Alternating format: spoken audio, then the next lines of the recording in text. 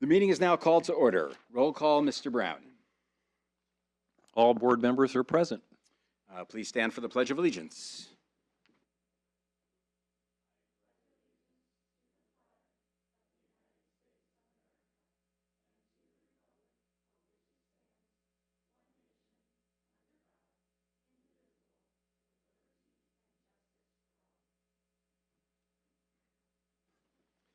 I will now read the Carmel Clay Schools mission statement. Carmel Clay Schools will provide opportunities for all students to realize their potential in an ever-changing world. We would now typically move on to public comment. However, we have no public comment this evening. Next on our agenda is consent. Tonight, the consent items include the personnel report, claims, payroll, approval of gift applications, the change orders for Cherry Tree Elementary renovations, the change orders for the Carmel High School Polytech Edition, the minutes from the January 7th, 2026 executive session, the January 14th, 2026 special session, the January 21st, 2026 special session, and the January 28th, 2026 regular session school board meetings. As a reminder, consent in the meeting agenda refers to designated section where routine items are grouped together for efficient consideration and approval in a single motion. Consent typically includes items the board must legally address, but which should not take up considerable time. May I have a motion to approve all items in the consent agenda? I move to approve all items in the consent agenda. Thank you, Mrs. Cashin. May I have a second? Second. Thank you, Mrs. Koke. Any discussion? Okay, seeing none, we'll now take a vote. All in favor of approving the consent agenda items, please signify by saying aye. Aye. Motion carries. Next on our agenda are the discussion items. First item up for discussion tonight is the middle school language arts adoption. Dr. Oestreich. Thank you, President Shapiro and members of the board. Pursuant to Indiana Code 20-32-8.5-2, all Indiana schools must provide reading instruction rooted in a core program aligned with the science of reading. And this is for students in grades kindergarten through 8. To meet this mandate, this fall, Carmel Clay Schools convened a selection committee of middle school teachers and administrators to lead a rigorous research-based adoption process. The team began by studying the science of reading research-based to define how advanced literacy should be practiced at the middle level. Using these specific look-fors, the committee conducted an in-depth evaluation of programs from the Indiana Department of Education's high-quality instructional materials list, ultimately reaching a consensus based upon each program's research alignment and its ability to meet the developmental needs of our students. As a result of this process, the committee is recommending Amplify ELA, a comprehensive program that drives student engagement through the study of complex text and systematic knowledge-building units. To complement this core curriculum, we also recommend the adoption of 3 standalone units, 1 at each grade level. These units support research-based instructional practices through the study of 3 cornerstone texts central to the Carmel Clay Schools experience: The Giver in 6th grade, The Outsiders in 7th grade, and Night in 8th grade. A community preview was held on January 13th, open to everyone in the public, giving interested community members an opportunity to review materials, ask questions of teachers and administrators who were here that night, and leave written feedback. Community feedback overall was very positive.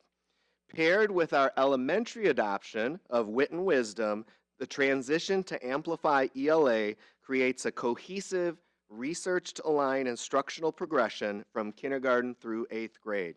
Both programs are recognized on the IDOE, the Indiana Department of Education's high-quality materials list that we selected from, ensuring a rigorous and developmentally appropriate literacy experience for all of our students. This adoption will officially begin in the 26-27 school year, should it be approved after we go through this process, starting tonight as a discussion item. And at this time, we'd be happy to answer any questions that the board may have. Open for questions or discussion from the board.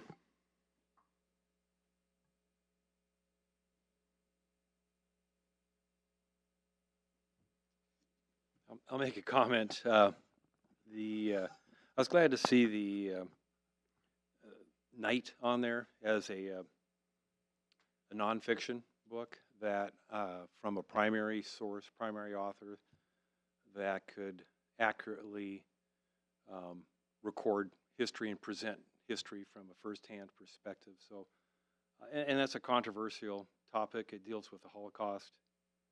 And I think that it's good to have an accurate perspective of that, because we hear more and more people that don't believe it happened. You know, I was glad to see it on there, and a source, like I said, from a primary source. So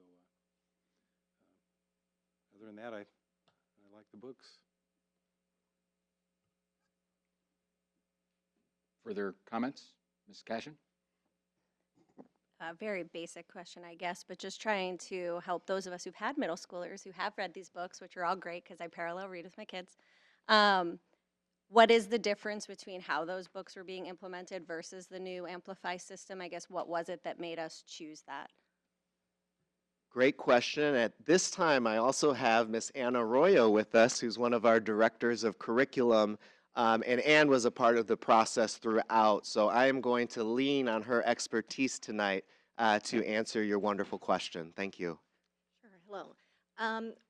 One of the things that when we were reviewing Amplify, our committee really felt like it engaged our middle school learners. You're dealing with lots of different topics, background knowledge building, engaging topics to a middle schooler, and it moves from kind of lots of different themes. So currently in our current adoption, we have 4 novels that we read across the year, kind of 4 big topics. This would provide lots more varied interests for our students in using a program like Amplify. But one of the things that was challenging for the committee was also leaving behind kind of beloved text and novel-based text.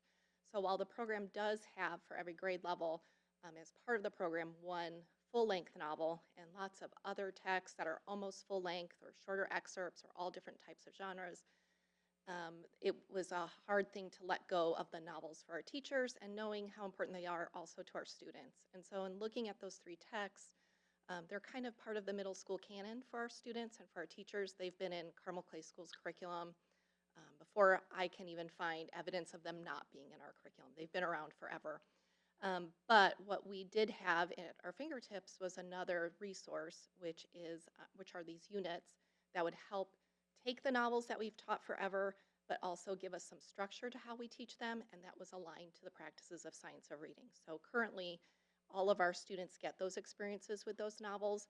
One challenge is we have 3 individual buildings and trying to make sure that we have a guaranteed viable curriculum for all of our students, even with that novel usage. So the curriculum that this provides for our teachers gives some more guidance, some more structure, while also being aligned with science of reading, and gives us a little bit of a taste of the novels that we also love and our kids love as well.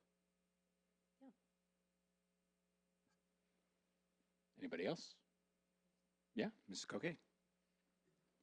Thank you. I always appreciate how well you explain that, how in-depth the process is, that, you know, it's not simply like you're just pulling a curriculum from the website. That's a lot of work goes into it. So I really appreciate how you always kind of explain that it's a lengthy process, correct? Yes, it is. Thank you. Yes, we did this in a more accelerated way. We started actually last spring with our department chairs, just really understanding all of the nuances of science of reading as applied to our middle school learners. There's less information for our middle school teachers on that. So, and they haven't had as much professional development in the science of reading either. So spending time with our department chairs and our our building leaders in understanding science of reading, and we started vetting pretty much every program that was out there for middle school from the department chair administrative level, just to see what it was that was out there at our disposal, but also the IDOE didn't have their list ready for us yet last spring. So we did some initial cuts. We waited for that list to come out. Our top programs were also on the state's list, so that worked out well. We kind of knew which would probably make that list. And then we really worked with this committee to really get them onboarded into science of reading, understanding what the shifts are that we were trying to look for in these programs, and then do deep study on those. And they did a lot of that work with us here at the central office, but then also went back and did that work outside of our committee time. Not just with the committee, but they also brought that back to our classroom teachers as well, so everybody was informed of the progress along the way. Thank you. Yeah, you're welcome. Ms. Wheeler. I just want to give the committee a thank you for everything they do, and also especially for keeping the outsiders. That was one of my all-time faves as a kid, and my father always made me include, and I think The Giver is one, like Newbery and Caldecott Award winning books. Like, I just show him the little labels when I would check out at the library. So I love that you're doing that, and I love that you're listening to the teachers who don't want to lose those books. So thank you so much. That was very important to them, for sure. Great.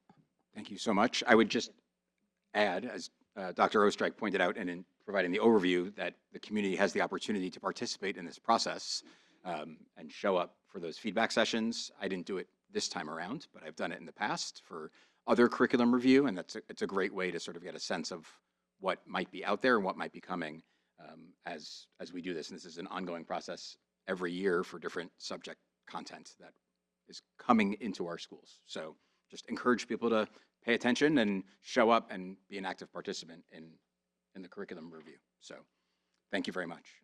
We love to share what we're doing with our community. So We appreciate it. Questions about that? Great. Anything else?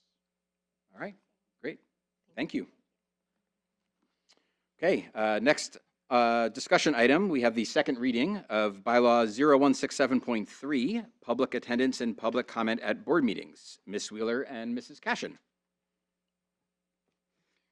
Thank you, Mr. President. Do you need me to read the whole thing again, or you want me to read the whole policy again? I think it would likely be helpful to I'll do whatever you ask. Yes, that would be lovely. Thank you. Yeah, Mrs. Nobis, if you could put it up for us, that would be great. Yeah, I would suggest if you want to read through the suggested revised policy. Yes. That way we can. And I'll highlight that. We've got 4 elements. I think that would be the best Yeah, use of our time, and then for people who are watching or in the audience, they can see what we're talking about. Sure. Just give 1 second to Mrs. Novus to get it up.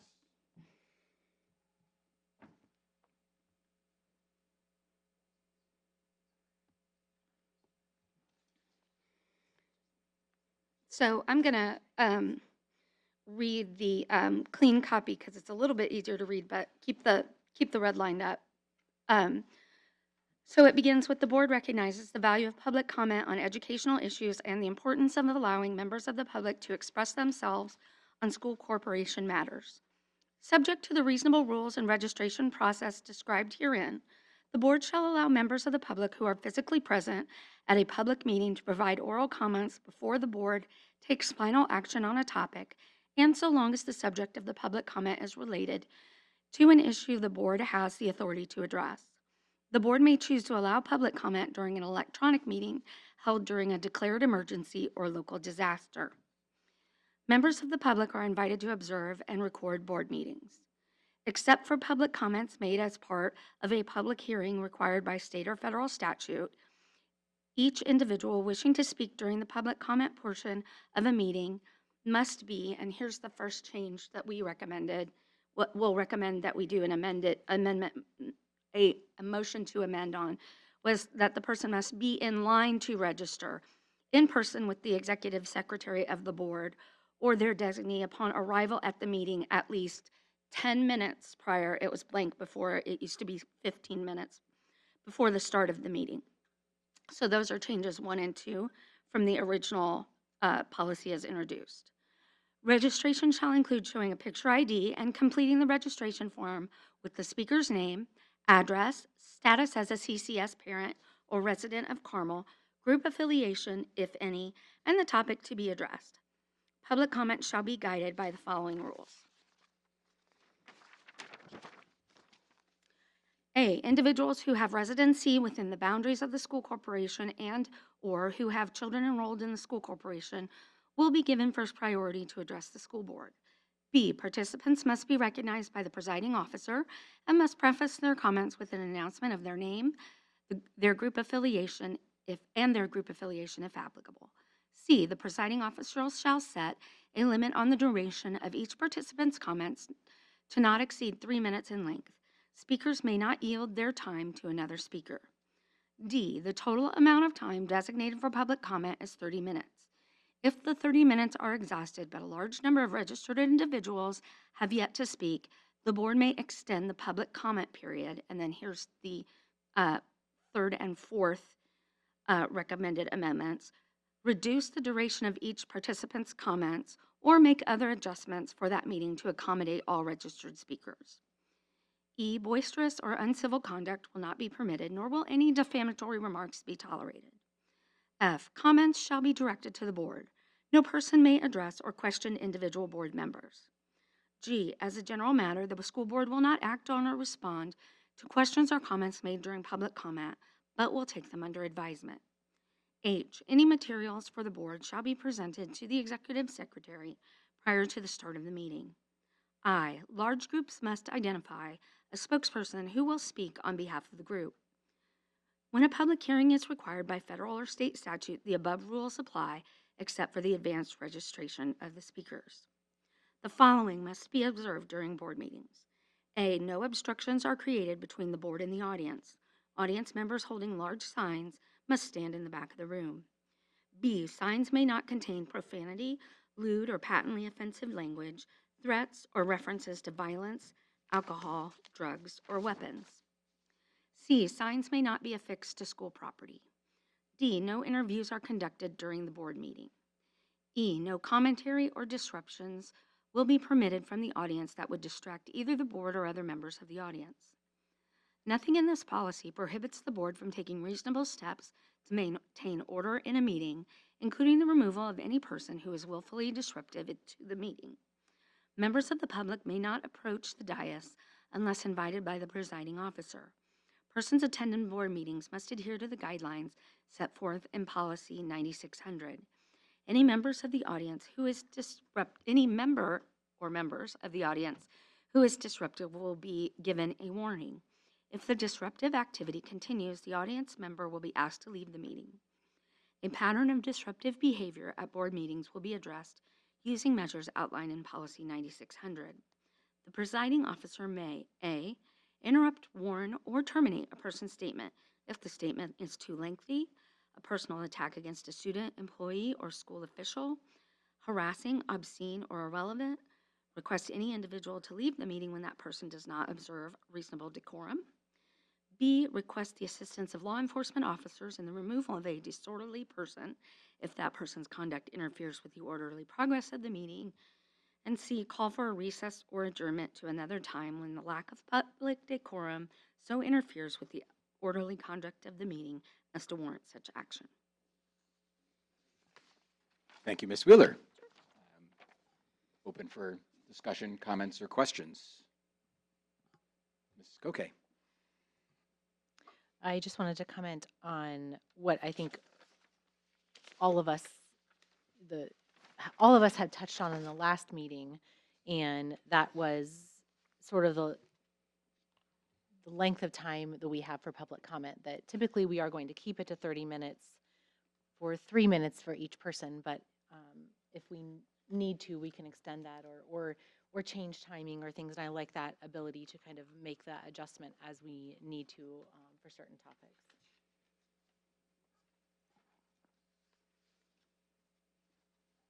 Mr. Brown or anybody else? Okay. Yeah, I would, first of all, thank you both for your work, continued work on this to refine it. I may have said both of these things the last time we met and first reviewed the policy. I appreciate the adjustment of registering for public comment, shortening that time to 10 minutes with the meetings beginning at 6 o'clock. I know for some people it's tight to get here. And so in line and 10 minutes before, I think allows some additional flexibility for people who'd like to deliver public comment. And as Mrs. Koke said, should we exhaust that 30 minutes and there still be people who want to give comment, giving the board as a group that flexibility to extend the time, adjust the 3 minutes, whatever flexibility we need per meeting to make that adjustment, I think is just prudent to allow the community to give the feedback that they want to give. While most of the time that isn't necessary, we have had meetings in the past where there are a large number of people that show up, and we should allow for them to be heard. So appreciate the work, and if there aren't any other further comments, this will come back to us in a couple of weeks for a vote. So great work. Thank you, guys. Should we? Go ahead. Mr. President, sorry, question of procedure. Should we amend it now? Colleen, do you know, or should we wait till third reading? Right now, okay.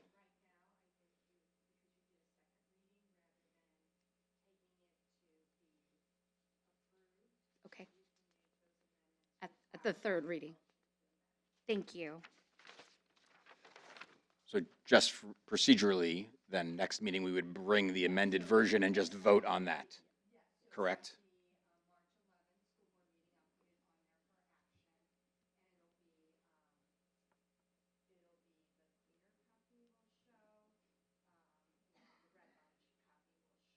Okay.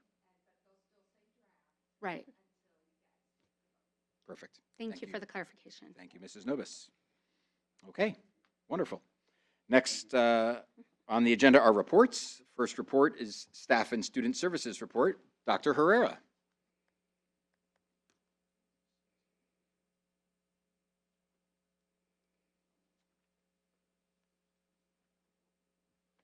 We have a technology change at this time. We're getting the policy off the screen, and we're getting Dr. Herrera's presentation here pulled up, ready to go. And I'm excited because she's going to be talking about state interviews tonight. So Yes. Dr. Herrera, take it away. All right. President Shapiro, Dr. Ostrike, and members of the board, we recently concluded the 2026 state interviews and had the opportunity to engage with our staff to hear about why they stay.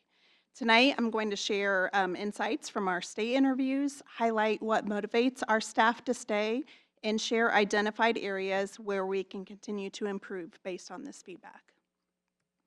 This initiative directly supports our strategic goals of investing in our people and driving HR innovation and engagement.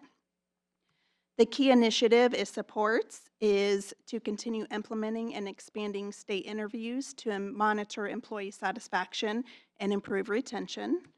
And then we will measure success through staff retention and turnover rates, along with the feedback from employee engagement collected during these state interviews. So what are state interviews? State interviews are a proactive approach designed to increase employee engagement by having meaningful conversations with staff about what is working well and where we can continue to improve. Rather than waiting for exit interviews, because at that time it's too late when someone is leaving, this approach allows us to address job satisfaction in real time, strengthen workplace culture, and enhance staff retention. State interviews offer significant benefits. They provide us with actionable feedback that allow us to make thoughtful, data-informed decisions that strengthen engagement and retention. So the state interview application opened in November. It was open for approximately 3 to 4 weeks. We had a total of 276 requests from employees across the district to participate. I used a website to randomize our selection process, so it was completely random with those that were selected, and I used a website called Wheel of Names where we put all of the names in there and just went through and selected those that would participate. The employees selected represented all schools, so all of our buildings were represented from every elementary, every middle school, and the high school, every department, Educare, ESC facilities. We wanted to make sure that we heard from everyone. We conducted a total of 75 face-to-face interviews that include 99 administrators, 26 classified staff members, and 40 certified staff members. Those not selected for in-person interviews were then invited to complete a survey featuring the same questions that we asked during the face-to-face interviews. And the results presented today reflect a combined analysis of both the face-to-face interviews and the survey responses. Here are the questions we used during the state interviews. We intentionally asked the same questions across all employee groups to ensure consistent, comparable feedback district-wide. And the next few slides, I'm going to outline themes that we found from the data after we reviewed the face-to-face and the survey results. So this collage captures what our employees look forward to each day. The strongest themes were meaningful relationships with students and the camaraderie they share with colleagues. Across the board, staff really expressed a deep sense of purpose and belonging in their work. You will also see words like challenge, growth, support. Many of our employees felt that there is challenge to their position, there is ability for them to grow, and then they felt very supportive in their positions. And then I will also note that administration is on here because a lot of people felt like they look forward to come to work because of the support of their administrator as well. The second collage is why people stay. Staff see us as a top-tier employer, value our competitive compensation and comprehensive benefits like the Wellness Center, and most importantly, they believe deeply in our mission. They stay because they know their work makes a meaningful impact on students. You also see the words like loyalty because many staff express the loyalty they feel to the district. And then again, administration, just with that level of support that they feel they have. When we asked staff about what aspect of their job they wish they could change, there were several different things here that kind of came to the top. The first one I will highlight is technology, just that we have many teachers asking, what does that assistance look like and how we monitor AI in the classroom? So really looking at how we continue to provide that professional development to them in regards to technology. Compensation was listed, and this was related to our classified staff who expressed interest in higher pay and also looking at year-round opportunities. PTO listed here is really paid time off. So we heard from our classified staff that they want to see an increase in sick and personal days. And then autonomy and flexibility is really related to curriculum. So looking at wanting to have some autonomy and flexibility in some of the curricular pieces. When we asked staff what kind of recognition they like to receive, what matters most to them is they told us the personal touches. So hearing from students and families, celebrating those light bulb moments, or seeing their students succeed. They also value simple, authentic gestures like handwritten notes, emails, sticky notes, quiet acknowledgments. Many people were like, I don't want the in-your-face acknowledgement, but I just want a pat on the back to know I'm doing well. And they like to hear that from their peers and their administrators. If you ever thought about leaving, what prompted it?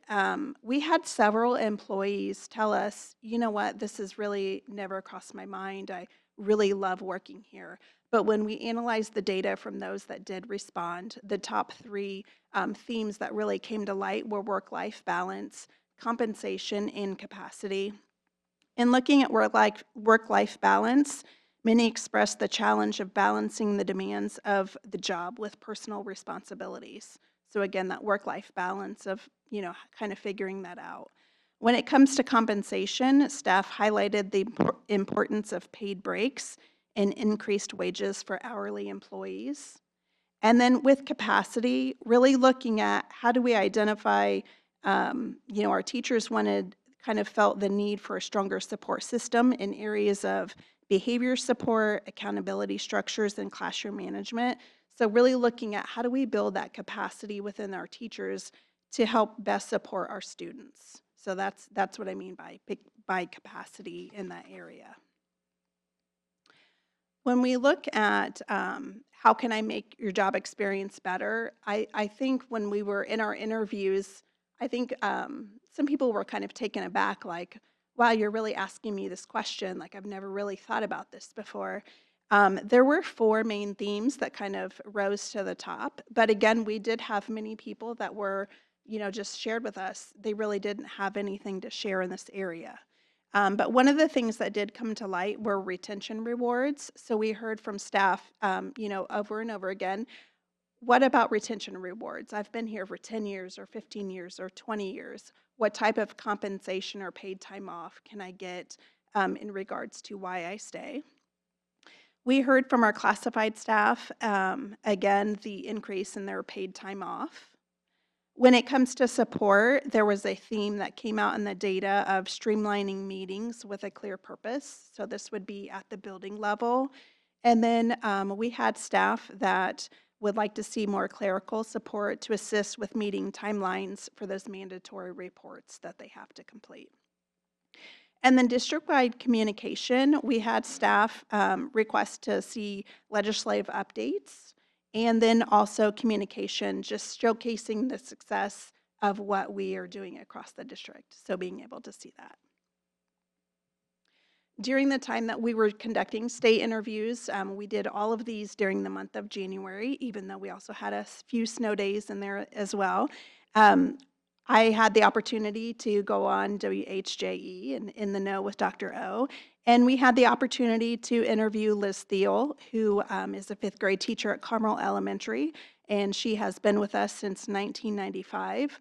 We thought it was really important for us to be able to conduct a state interview live on air to really be able to bring awareness to the audience and also just kind of put out there what we're doing right now and the reason why we're doing it and that we value feedback from our employees. So really being able to put that out there to the community.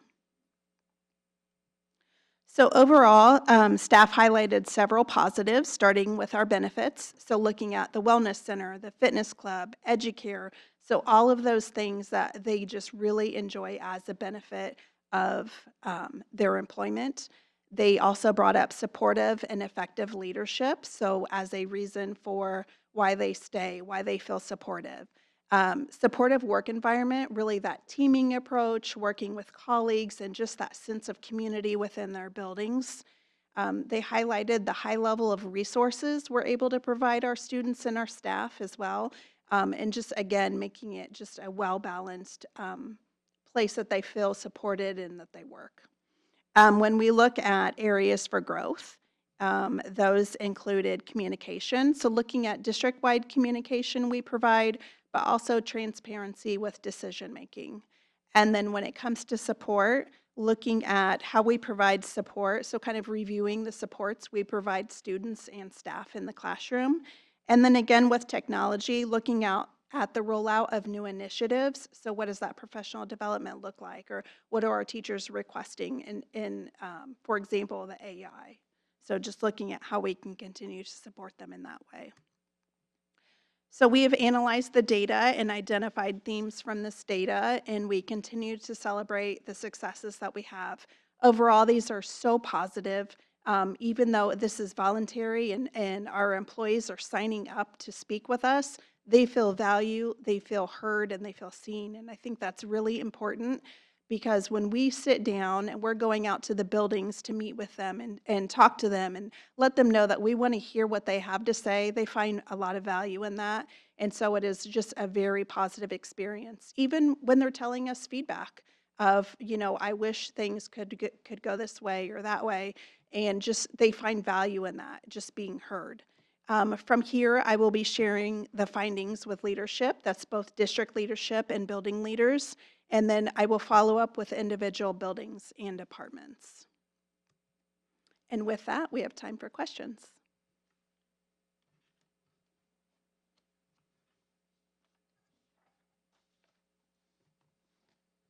Someone like to kick us off? Sure. Thanks, Ms. Wheeler. May I kick us off? You sure can. Thanks, Dr. Herrera, and God bless Mrs. Thiel for being willing to do hers on the radio She live. had to be vulnerable, yes. You know what? And that is exactly the right word for that. I would feel very vulnerable with that. So thank you to you and everyone that participated in that process. I find this feedback invaluable as a board member, and really hope and look forward to hearing how various building level administrators in the district can tie back to, hey, we heard this feedback and therefore we changed this, or we made this decision, or when we were negotiating our next union contract, we asked if this could, and I don't know how that all is going to end up, but if we didn't have this information, we wouldn't be able to leverage it in that way. So really see its value both as for what you said, which is just being heard is huge for many, many people. And then just having that data that you can then refer back to is wonderful. So appreciate your efforts very much. Thank you. And I do want to add one more thing. Sure. We actually, one adjustment we made, because last year was our first year and this was our second year going into this, we actually had 8 people. So there was the exec team and Sarah Inskeep and then myself all participated. And so we thought it was important for the exec team to really be able to go out into the buildings and hear this feedback as well. So we had a more comprehensive approach to, we had more people out in the buildings and supporting the state interview initiative. So we were able to actually conduct more state interviews this year than we did last year and gather more feedback. But we also had other people out in those buildings hearing the feedback, and I think that's very valuable. So I also want to say thank you to the team for going out and helping with this initiative. Okay. Shout out to Miss Thiel, she and the Carmel Elementary Tigers, but she was my son's, one of my older son's teachers. She's pretty awesome, so I can see why she volunteered. She's a big Carmel fan. I just wanted to say thank you too. This was a really, just a lot of interesting data. I think I'm going to sit on a little bit of it for a while. I like that you put in this presentation all of the different feedback, both kind of like the positive feedback and then also things that the district can work on, because I think that's really important to see all of that and for the board to see that. Thank you. Thank you.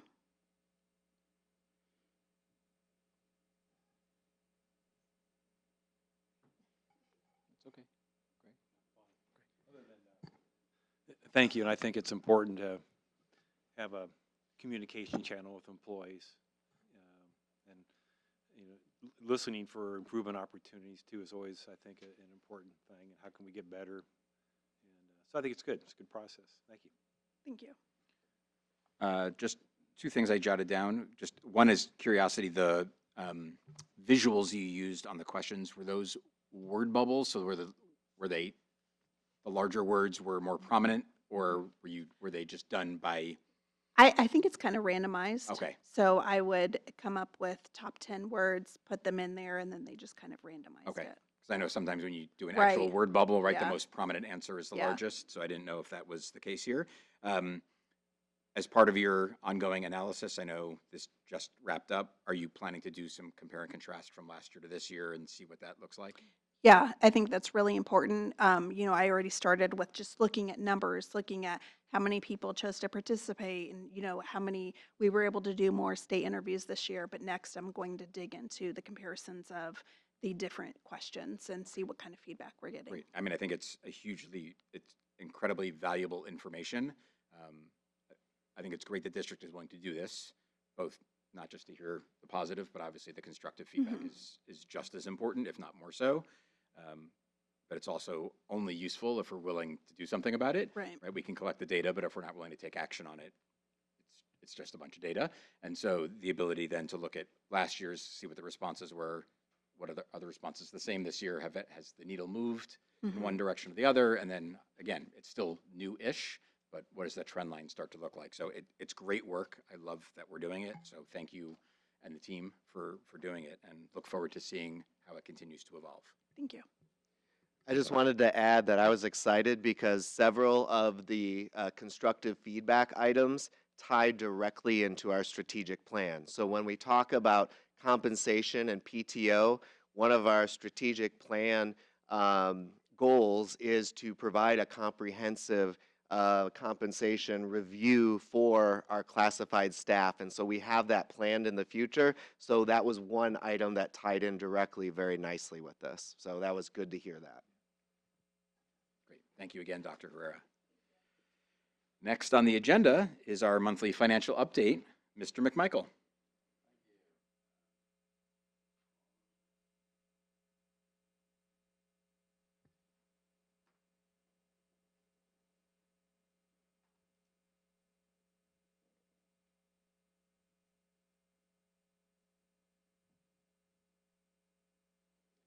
And we're also making a technology change at this time.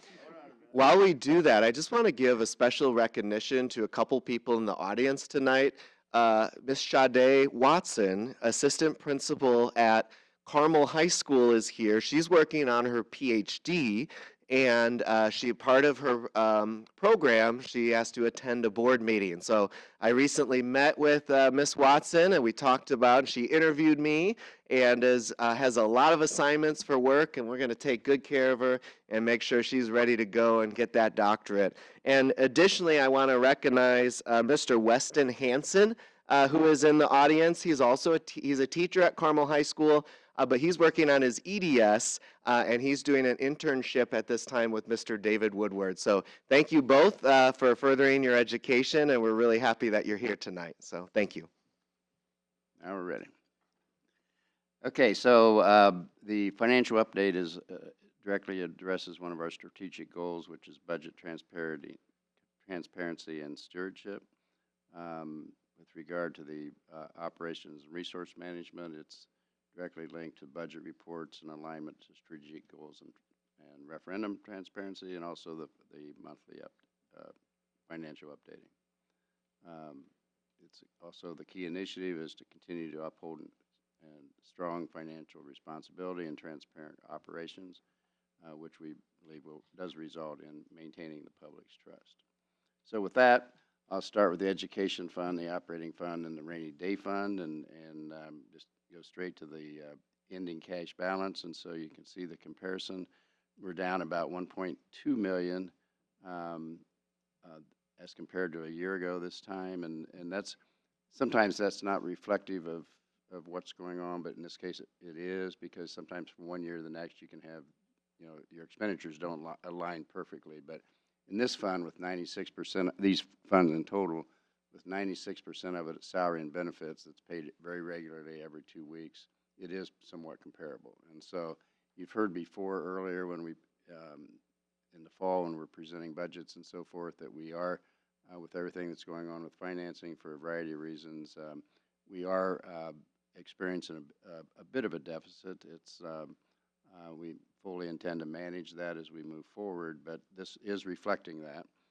We're not actually down as much right now as we projected, which isn't surprising because we're going to be very conservative in projecting. We don't want to tell you it's going to be down this much and then it'll be down twice that much, which means it's typical that we would believe that the odds are we'll be a little better off than what we're forecasting, as opposed to worse off than what we're forecasting. And so indeed, so far we are, but it's early in the calendar year and the fiscal years, but we're only halfway through the fiscal year. So moving to the operations fund, we're in better shape here, and you can see that we're trending in a positive direction. And so we're actually up in this fund compared to the last year by $1.7 million, and that's not surprising as well. We anticipated that there's a variety of reasons why, but that will be helpful as we're facing reduced funding, I'll say, and what otherwise would be loss of funding compared to what we have been receiving in our operations fund. We all have heard about Senate Bill 1 and so forth, and so we're seeing that we will see that impact. And so the fact that we're starting in a positive position in this fund will help that to some extent. It won't solve the problem, but it's certainly better than the other direction. So that's good. Our rainy day fund, you can see there's not much to talk about that. That's an accumulation of cash reserves. That there's very little activity, and you can see this year to year to date, there's been no activity. So that's a part of what we would consider, in the common terms, our savings account, if you will. And so, but it's all helpful in terms of our overall financial picture. In our safety referendum, again, it's much smaller, as you can see, about an $8 million fund, but we are, comparatively speaking, in good shape in terms of at this time of the year, we're about $400,000 cash balance, whereas a year ago this time we were negative $400,000. So now we expect that to go down, as always, in the funds that are supported by property tax, because we're spending the money every month, but we don't receive the revenue except for essentially twice a year as people pay their taxes. So I believe with that, I'll stop and see if you have any questions.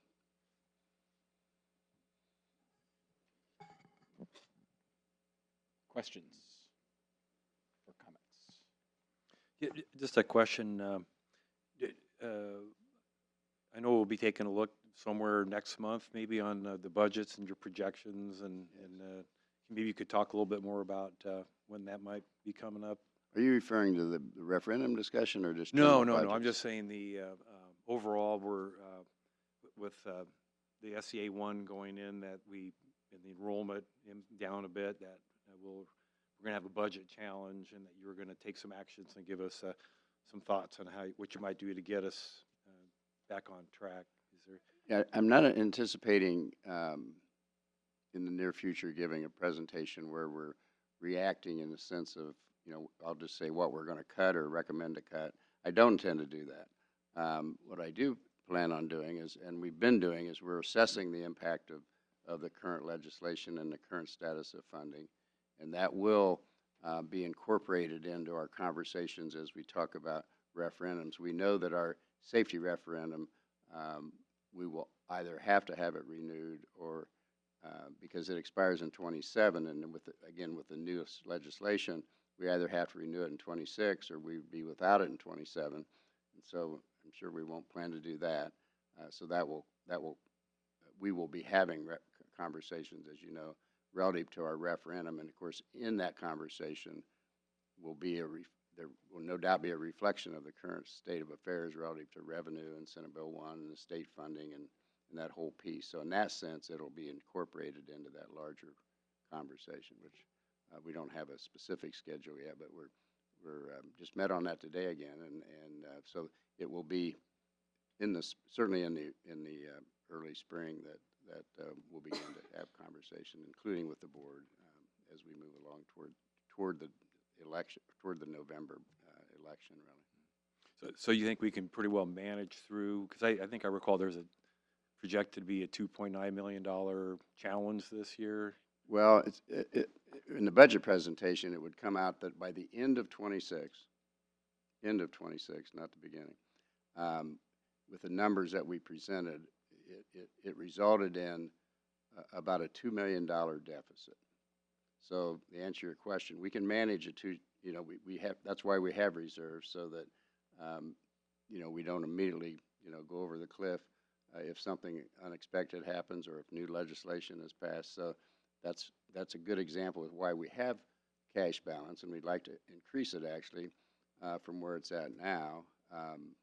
So we can manage the $2 million, and but that was based on, you may not remember, but in the budget presentation, not because I'm trying to predetermine what the board might do, but that presentation with the assumptions that were made that there would be no raises for 26, 27, not currently, but the next round of fiscal year, no increases, period, including insurance. Now the reality is our insurance will go up. You can bet on it. It's insurance trend right now. It has been trending near double digits.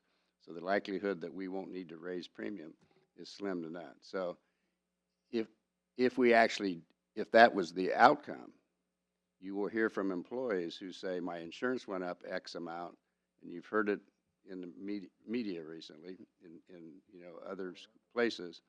And so, again, I want to emphasize I'm not assuming that's going to happen. I'm just saying the $2 million assumed that.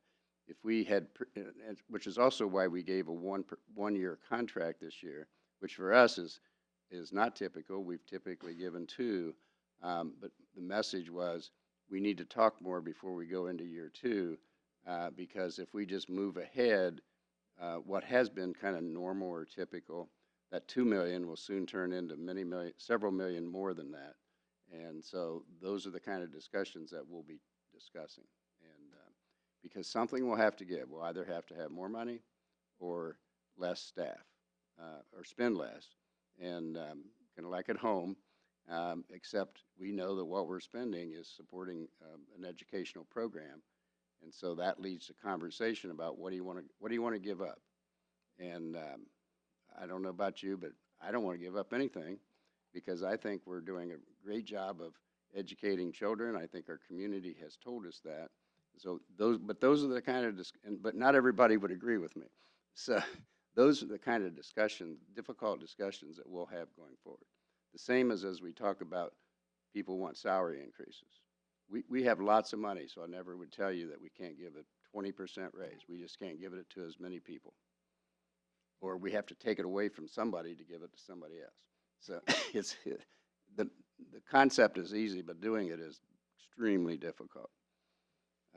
And we all have opinions on, what you would cut if who decides. And so that's a very challenging and difficult process, and it takes quite a bit of time because everybody does want to be heard, and just the process itself. So I don't know what the future will bring in terms of going down those various paths, but something will have to give here, really in reaction to the state legislature essentially reducing revenue to schools. Thank you. Ms. Cashin. I think on that point, it's kind of new for all of us, right? Like for you to even say it's new, definitely, it's very new for all of us Right. as well. And there are going to most likely have to be some really tough conversations. So I think I would just like to make the ask that we have them often and just sooner than later, instead of just coming with a proposal for what you guys feel it should be, but having more of those, we can do this or we can do that, and having the community input for that will be vital, because I think the community's heard a lot about SEA 1, and they've heard a lot about how it's going to hit, their real estate taxes, and that it's going to hit our schools, but I don't think any of us really know how bad that could be. So being very open, transparent, and talking about it in very digestible portions would be very appreciated.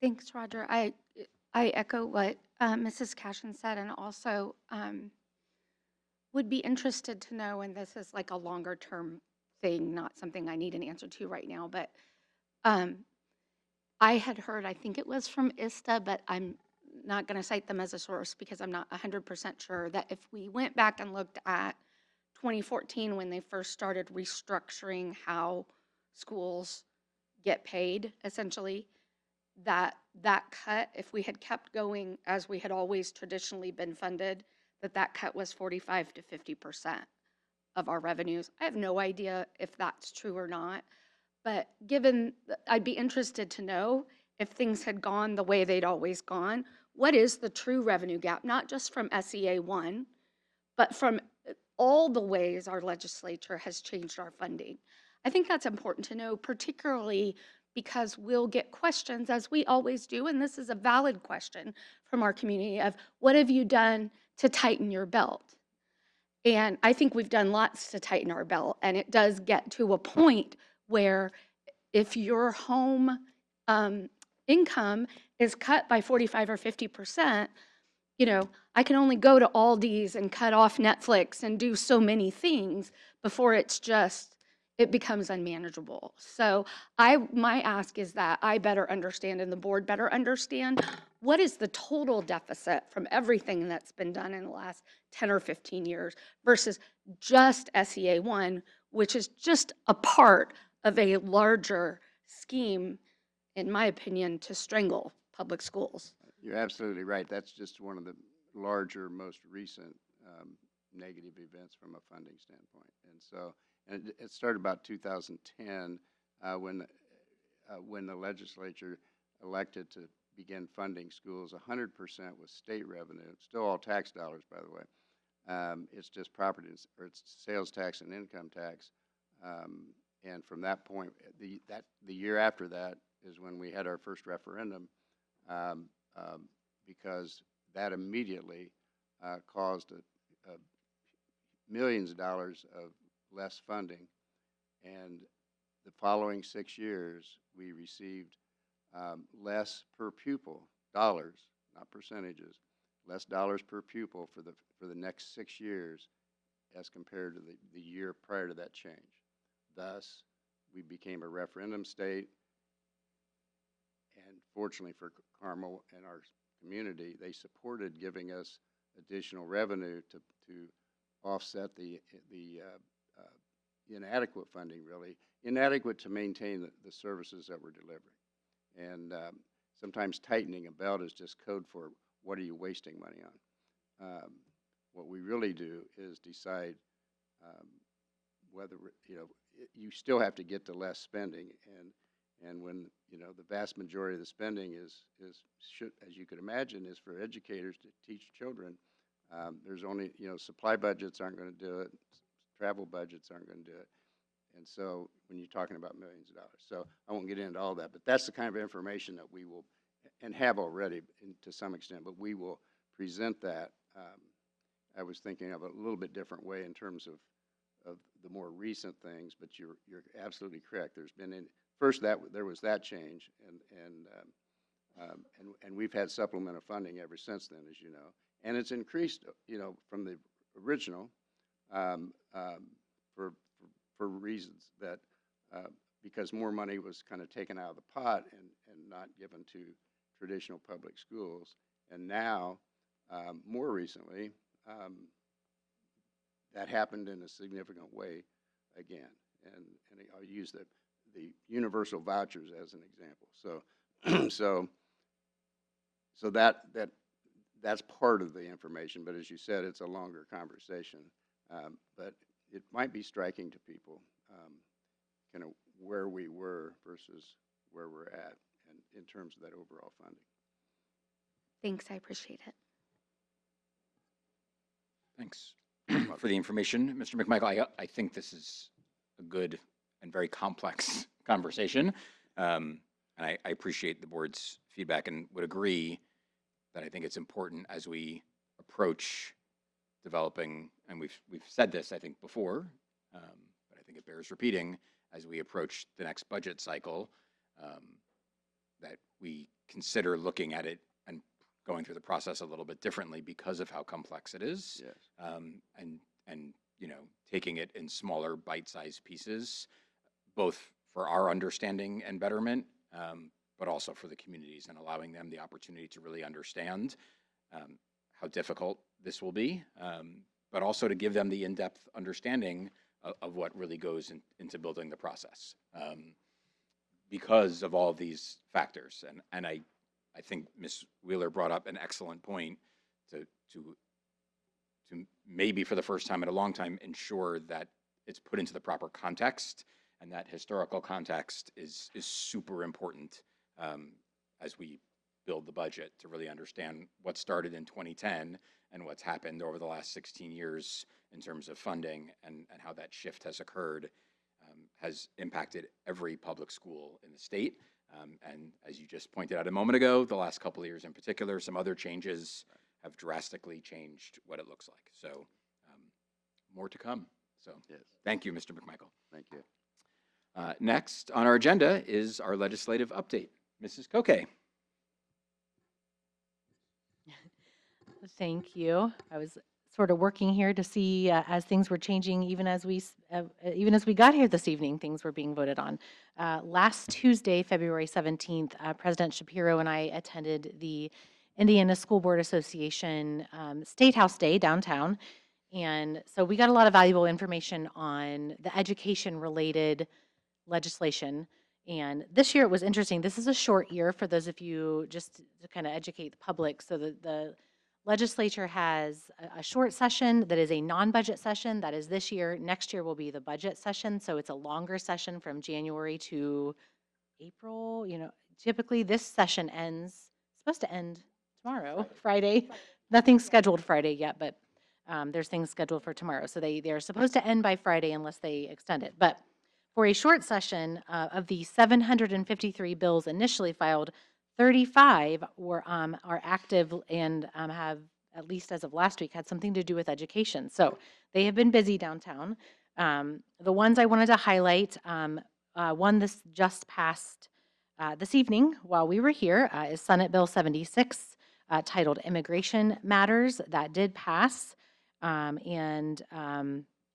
I believe we'll be commenting on that in the future. You know, we do already have policies regarding when different outside entities want to have access to our school buildings. That was something that we did last year. And so we kind of already have that in place, that information in place. This just goes into a little more detail on actions that can be taken by the Indiana Attorney General. Another bill to kind of still be on the lookout is Senate Bill 78, and that is what Senator Rotz calls his cell phone restriction. So last year they passed a cell phone restriction ban. He doesn't like to call it a ban. He likes to call it a restriction. He said last year it was passed, and there just had to be some means to store it. This is more of a bell-to-bell restriction. Again, I won't call it a ban. It's just a restriction. There are clauses in there for people who need to use their wireless devices, students with needs, like who have type 1 diabetes that needs to be monitored, other medical needs that they use a wireless device, a phone or a tablet for. They can still have those. But this one, as of right now, today a motion to concur was filed, but it was not voted on. So basically, this started in the Senate, passed the House, and is back into the Senate, and the Senate just has to agree with the amendments that were passed in the House. An amendment that did not pass this week, that was filed by someone friendly with schools, was attempting to change the kind of the wording in it. Right now, as it stands, is just for public and charter schools. The amendment intended to change it to all eligible schools to include private schools. That amendment did not pass. So as it stands, Senate Bill 78 only applies to public and charter schools, which charter schools are public schools. Another one is Senate Bill 199. I was kind of trying to find information on this one while I was sitting here. This is one where it has it's a various education matters. So there's a lot of different things in here. Again, Senator Rotz, and it's in his big part of this was looking at the effects of social media on minors and restricting, making the social media companies limit what they can show to minors. But with regards to K to 12, there's some information in there, or there's a part of it that talks about looking at the metrics of civic engagement. So our schools, both K to 12 and then higher education, having to make sure that there's components of civic engagement. Senate Bill 200 is another one that it's public school matters. Again, today a motion to concur was filed. So again, it has not been voted on, it has not passed, but it's back to the Senate, and they agreed. They're looking to agree with all the amendments. This one of the big things that would affect us, or have anything to do with us, is that organizations such as Boy Scouts or things that want to come into the schools, we have to allow organizations to come in and give a presentation. House Bill 1004 is another various education matters. This is by Representative Benning. This is his second or third year, I think, of doing deregulation. So he'll motion, like the book for public school regulation is really thick. And so he's attempting to do a little bit of some deregulation little by little every year.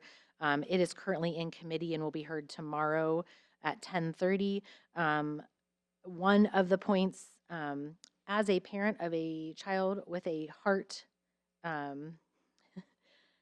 complication, is they are wanting to take out the requirement for AEDs in schools. The next one I wanted to talk about was House Bill 1242. This one is what they like to title an efficiency study. So this is requiring the Indiana Department of Education by 12/1 of this year to have a report on school, they call it school corporations and charter schools, so us and charter schools, all public schools, and looking at kind of student data, academic performance data is what that is looking at. That is all of the ones I had. So that is my report. We'll try to keep the board updated, and we will have anything that is passed at the next meeting. I will be able to report on. Thank you, Mrs. Koke. Any questions from anyone? Great. Thank you. Next on our agenda is the superintendent's report. Dr. Ostrike. Thank you, President Shapiro. Tonight, I am proud to share several celebrations that reflect the incredible breadth of excellence across Carmel Clay schools, from athletics to academics to student leadership to achievement. Our staff and students continue to set the standard not only in Indiana, but in the nation, and you're going to hear examples of that this evening. This report could easily be an hour long tonight, because the success and the honors and the achievements of our students and our staff keep rolling in by the moment. If you don't follow our Facebook page, please make sure you sign up to follow. But there are a lot of positive outcomes that are coming along and recognizing our students. And I'm going to share a few of those with you tonight. The first one is I'm thrilled to announce that Carmel High School has been named the #1 athletic program in the nation, according to Max Preps Cup Dynasty rankings. Since 2018, Carmel has established itself as the most dominant high school athletic program in the country. The Max Preps Cup formula awards points for state championships, state runner-up, and national rankings. Speaking of national rankings, our boys soccer team was #1 in the nation this fall, which is outstanding. And the scoring is thoughtfully weighed based upon factors such as state size and school size and division size, number of participating schools, and so on. And so to rise to the very top of this rigorous formula speaks volumes about the consistency, the depth, and the culture of excellence within our athletic program. This recognition belongs to our student athletes, our coaches, our trainers, our families, and supporters who invest countless hours representing the Greyhound tradition with pride and integrity. I would also like to extend a special thank you to our athletic director, Mr. Jim Inskeep, our assistant athletic director, Mr. Jeff Hester. They are two of the best in the business, and their leadership continues to elevate Carmel High School to the national stage. So go Hounds on that one. And excellence in Carmel is not just limited to the playing field. Congratulations to our 48, let me say that again, 48 National Merit finalists in the class of 2026. These students advanced through the highly competitive National Merit Scholarship Program, earning distinction based upon exceptional PSAT performance, academic achievement, leadership, and meaningful contributions to their school and their community. Advancing from semifinalist to finalist places these students among an elite group nationwide and opens the door to prestigious scholarship opportunities, which I know their parents appreciate. So this milestone is a testament to the strength of our academic programs and the culture of excellence that defines Carmel Clay Schools. We congratulate these remarkable students, their parents, their teachers, and all who make an incredible mark on our student experience, and we look forward to the impact that our students will continue. Moving on, we're also proud to announce that just today, 23 seniors from Carmel High School have been named candidates for the 2026 U.S. Presidential Scholarship Program. This year, the Indiana Department of Education identified 119 students statewide, meaning Carmel High School students represent nearly 20% of the U.S. presidential scholars in the state of Indiana, a staggering achievement that certainly reinforces the district's standing as a premier institution on the national stage. And so just to give you a little background on the U.S. Presidential Scholarship Program, it was established in 1964 to recognize and honor some of our nation's most distinguished graduating high school seniors And as the Department of Education selects one male and one female from each state each year. So let me give you a little bit of context on Carmel High School. So Carmel High School maintains an unprecedented record of success within this elite program as well. The school has produced at least one state scholar every year since 2021. That is unfathomable to me. And notably, in 2023, Carmel High School had both U.S. presidential scholars, which only a select handfuls of schools across the entire United States can claim that. So these 23 candidates now join a prestigious legacy of our Carmel honorees. And so the selection process continues now with our 23 out of the 119. Just think about that, 119 students, and then one gets selected, one male, one female, and then Carmel High School's had one since 2021. That is just incredible. And so the selection process moves on. Finalists will be announced in the coming months with the 2 state winners designated in May. So congratulations again. Celebrate their dedication to academic excellence and also leadership. And so I have a lot of different student groups and clubs we could recognize, but I'm gonna talk tonight about our mock trial team. I think Miss Wheeler would appreciate that. And so our Carmel High School mock trial team program continues to excel. And so they took first place at districts. And then in the regional competition, all 3 of our teams are now advancing to state. And so only 8 teams from the region advanced, and 3 of them were from Carmel High School. And so students have been preparing their cases and have delivered outstanding performances before members of the Hamilton County Judiciary at the courthouse during the district competition. Mock trial is a rigorous competition. Teams must be prepared to argue either the defense or the plaintiff, depending on the draw that they get. And so it demands deep legal analysis, poise, collaboration, and fantastic public speaking skills. We're incredibly proud of their commitment, their confidence, and composure that our mock trial students demonstrate in the courtroom, and their hard work continues to elevate Carmel on the regional and state stage. So we wish them the best of luck as they move on to the state competition. And so for our bell ringer tonight, it's going to go to one of our middle school students. And so on Tuesday, February 17th in Bloomington, Creekside student Ryan Ram was honored with the Yes I Can Award from the Council for Exceptional Children. And this prestigious award recognizes students with exceptionalities who demonstrate outstanding achievement in academics, the arts, leadership, self-advocacy, technology, or transition planning. So Ryan was nominated by his special education teacher, Mr. Lesky, and his student teacher from Butler, Miss Ponce.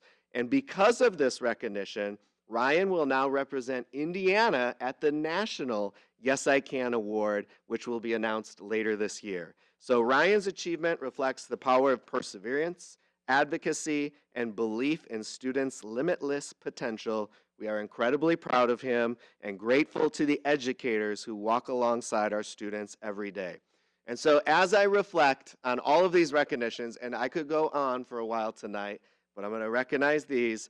Here's what stands out to me. We're #1 in the nation in high school athletics at Carmel High School, 48 national merits finalists, I meant to say finalists, 23 U.S. presidential scholars.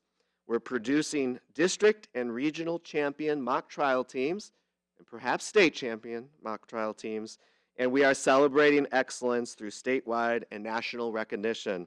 This is what it means to provide a comprehensive opportunities for our students where they get to live out their commitment for excellence across academics, the arts, didn't even mention show choir. I love show choir, by the way.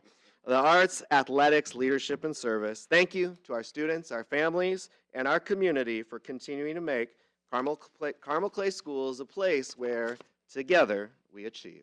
Thank you very much. Thank you, Dr. Ostrike. Just a few announcements about upcoming events and meetings. March 11th will be our next school board workshop session. And our March regular session will be held on Wednesday, March 25th. For those of you who like to plan ahead, spring break is April 6th through the 10th, and our April 15th school board workshop session will be held at Clay Middle School. That is all we have tonight. May I have a motion to adjourn? I move to adjourn the meeting. Thank you, Mrs. Koke. May I have a second? I second. Thank you, Mrs. Cashin. Meeting is adjourned.